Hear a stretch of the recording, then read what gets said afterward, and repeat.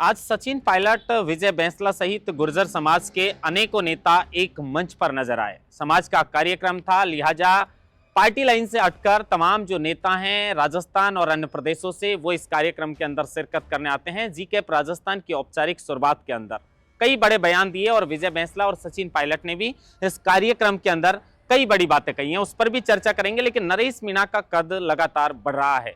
सरकार है जो एसटीएम को थप्पड़ मारने के मामले में नरेश मीणा को लंबे समय तक सलाखों के पीछे रखना चाहती है, तो इसी वजह से जो है लगातार नरेश मीणा का कद बढ़ रहा है और नरेश मीणा एक बड़े नेता के रूप में निखर कर सामने आएंगे। और लोगों में नरेश मीणा को लेकर इतना प्यार उमड़ रहा है कि ना सिर्फ अब समरावता बल्कि दर्जन भर जो गांव के लोग हैं, दर्जनों गांव के लोगों ने अपने गांव का नाम नरेश मीणा के नाम से रख दिया है, जिसकी तस्वीरें आप स्क्रीन पर देख सकते हैं। इस पर भी चर्चा करेंगे। और वसुंधरा राजे सिंधिया आज जोधपुर पहुंची, एक्शन में नजर आई। रविंदर सिंह भाटी डटे हुए हैं बाड़मेर के अंदर, मुकदमे के ऊपर मुकदमे उन पर दर्ज हो रहे हैं, लेकिन रविंदर सिंह भाटी हैं कि निडर होकर सीना तान कर खड़े हुए हैं। सब इंस्पेक्टर भर्ती पूरी तरह अटक चुकी है, अब हाईकोर्ट के ऊपर है कि कब इसको हरी झंडी दिखाई जाती है। इस पर चर्चा करेंगे। नमस्कार, आप देख रहे हैं लोकमत हिंदी और मैं हूं आपके साथ महेंद्र बासुटा। सबसे पहले आज जयपुर के प्रताप नगर में जो जीकेप राजस्थान, जो गुर्जर समाज का ये जीकेप राजस्थान की जो औपचारिक शुरुआत का ये कार्यक्रम रखा गया है, इस पर चर्चा करते हैं। इस कार्यक्रम के अंदर राजस्थान सहित अन्य प्रदेशों के जो नेता हैं वो भी यहाँ पर आए और सचिन पायलट हो, विजय बैंसला, सौम्या गुर्जर हो, धीरज गुर्जर हो, हेम सिंह बढ़ाना हो या फिर जीआर खटाना, अनेकों नेता जो हैं वो यहाँ पर इस कार्यक्रम में आए थे। विजय बैंसला ने इस कार्यक्रम के अंदर बड़ी बात कही है।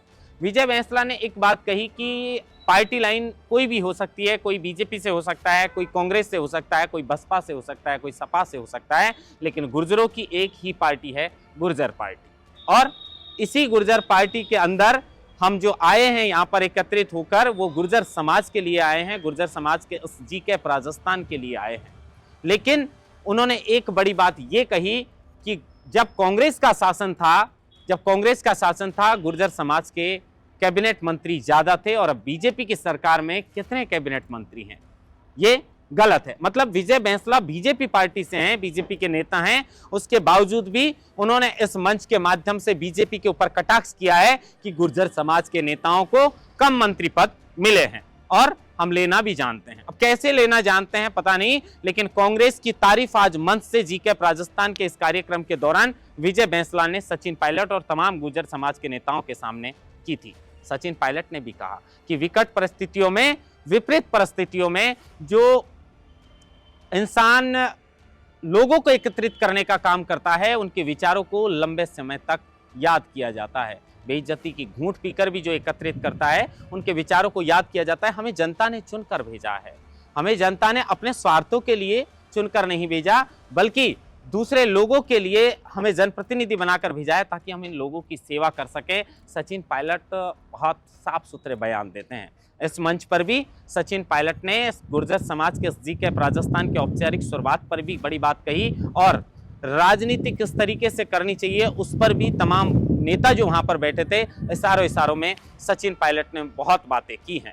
लेकिन अब इस जीकेप राजस्थान की आज औपचारिक शुरुआत हुई और बेहद अच्छी तस्वीर ये थी कि इस कार्यक्रम के अंदर अनेकों पार्टी, जो अलग अलग पार्टियों के नेता थे, कोई सांसद था, कोई विधायक था, कोई मंत्री था, तमाम नेता यहाँ पर मौजूद थे, एक मंच पर मौजूद थे और नेताओं को सिर्फ गुर्जर समाज का ये कार्यक्रम दिखाई दे रहा था, ना कि अपनी पार्टी। अब नरेश मीणा पर लौटते हैं। नरेश मीणा लगातार बड़े नेता बनते जा रहे हैं, उनका कद बढ़ता जा रहा है। ये बात मैं इसलिए कर रहा हूं क्योंकि आपको भी पता है कि जब से सबसे पहले कांग्रेस पार्टी ने उन्हें टिकट दिया, वो टिकट नहीं दिया और टिकट नहीं देने की वजह से वो निर्दलीय चुनाव लड़ते हैं और उसमें भी वो 60,000 मत प्राप्त करके ये बता देते हैं कि नरेश मीणा कितने बड़े नेता हैं। उसके बाद समरावता कांड होता है, नरेश मीणा एसटीएम को थप्पड़ मारते हैं और उसके बाद हर मीडिया चैनल के अंदर सिर्फ और सिर्फ नरेश मीणा की बात चलती है। नरेश मीणा लगातार पॉपुलर भी हो रहे हैं, लेकिन इस पॉपुलरिटी की एक झलक मैं आपको स्क्रीन पर बताता हूं कि कुछ दिन पहले हमने खबर चलाई थी कि नरेश भाई जो है उनका समरावता गांव के अंदर एक बोर्ड लगाया गया है, लेकिन ये बोर्ड सिर्फ समरावता के अंदर लगा था उस वक्त, लेकिन अब दर्जन भर ऐसी अलग अलग तस्वीरें सामने आ रही हैं, जिसमें कौन सा गांव कभी कौन सा गांव, हर गांव के जो युवा हैं, उनके समर्थक हैं, वो अपने गांव का नाम नरेश भाई के नाम से देना चाहते हैं। अब आप बताइए, जेल में नरेश मीणा हैं, वो जेल काट रहे हैं, लेकिन वो जेल में होने के बावजूद भी किस तरह वो लगातार बड़े नेता बनते जा रहे हैं, उनका कद किस तरह बढ़ता जा रहा है, लोगों में उनका प्यार किस तरह बढ़ता जा रहा है, ये स्क्रीन पर जो आप तस्वीर देख रहे हैं, इनको देखकर आपको सब कुछ समझ में आ जाएगा। ना सिर्फ समरावता बल्कि अनेकों गांव के लोग अब अपने गांव का नाम नरेश मीणा के नाम से दे चुके हैं और गांव में नरेश भाई का ये गांव, नरेश भाई का वो गांव, लगातार जो है वो बोर्ड लगाए जा रहे हैं। और इसी से पता चल रहा है कि नरेश मीणा की पॉपुलैरिटी बढ़ती जा रही है। नरेश मीणा का जो बेटा है, उसने भी अपने पिताजी को लेकर कई बड़ी बात कही। उन्होंने कहा कि हमारे परिवार पर इस वक्त संकट चल रहा है।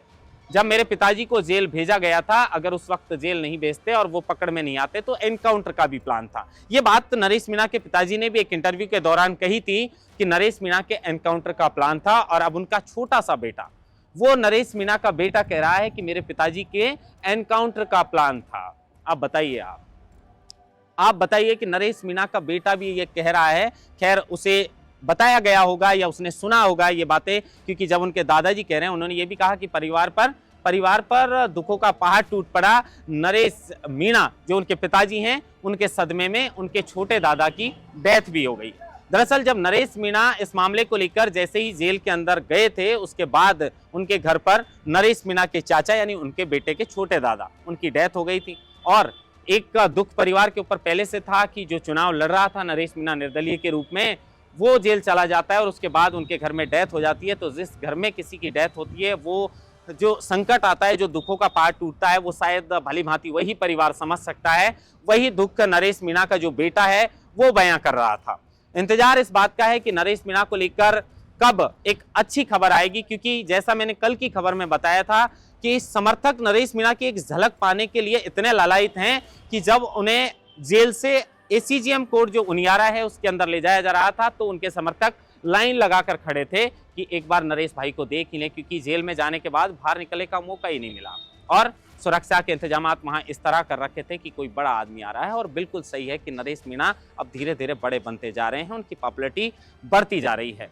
लेकिन बोर्ड जो लगाए हैं गांव में, उनको लेकर अब हर कोई चर्चा कर रहा है कि देखिए नरेश मीणा अगर जेल ना जाते तो शायद इतनी बड़ी बात नहीं होती, इतना लोगों में उनके लिए प्यार जो है वो नहीं बढ़ता जिस तरह अब जेल के अंदर नरेश मीणा है और बाहर उनकी पॉपुलैरिटी बढ़ रही है। ये साफ तौर पर झलक रहा है।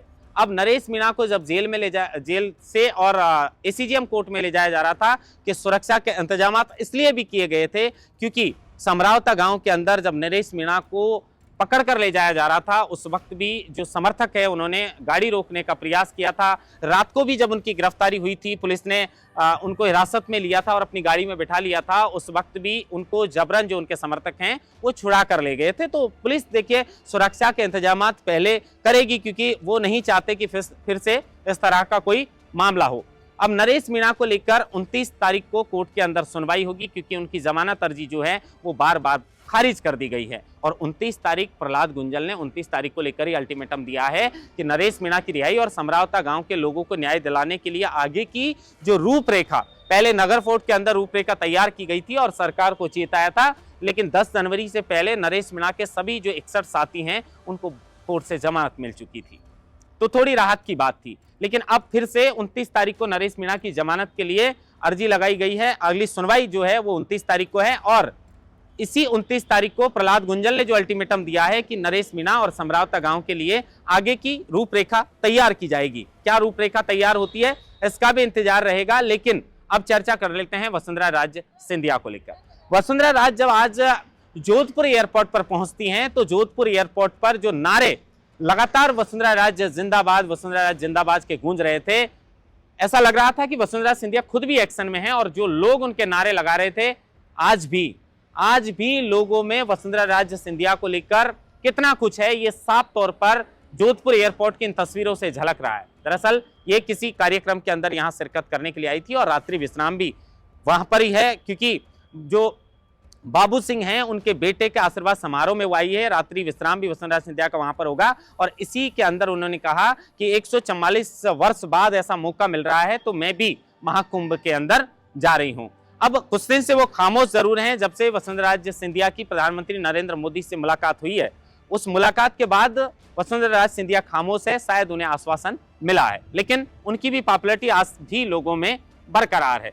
रविंद्र सिंह भाटी के ऊपर लगातार मुकदमे दर्ज हो रहे हैं, लेकिन रविंद्र सिंह भाटी डटे हुए हैं। उनका कहना है कि मैं इनसे डरने वाला नहीं हूं, क्योंकि बीजेपी के प्रदेश अध्यक्ष मदन राठौड़ उन्हें छूटा सांड बोल देते हैं। राजनीति में इस तरह के शब्दों की कोई जगह नहीं होती, लेकिन अपनी अपनी विचार हैं, कोई किस तरीके के शब्दों का प्रयोग करता है। लेकिन इस तरह किसी जनप्रतिनिधि को, जिसने जनता ने जिसको चुनकर और विधानसभा का सदस्य बनाया है, और उसी पर अब लगातार बीजेपी सरकार में मुकदमे दर्ज हो रहे हैं। लेकिन रविंद्र सिंह भाटी का कहना है कि मैंने किसानों का साथ दिया है, सोलर कंपनी को यह जमीन इस भाव में नहीं देना चाहते। अगर सोलर कंपनी और किसान दोनों में सहमति बनती है तो रविंद्र सिंह भाटी को कोई दिक्कत नहीं है, लेकिन जब सहमति नहीं बनती और किसानों को जरूरत है एक जनप्रतिनिधि की, तो वो जनप्रतिनिधि के रूप में साथ दे रहे हैं जनता का। और मुकदमे की बात है तो मुकदमे से रविंद्र सिंह भाटी डरने वाले नहीं है। अब ये मुकदमे लगाकर जिस तरीके से रविंद्र सिंह भाटी, माफ कीजिए, नरेश मीणा को बड़ा नेता जो है बनाया जा रहा है, क्योंकि इसी मामले के बाद नरेश मीणा की पॉपुलैरिटी बढ़ी है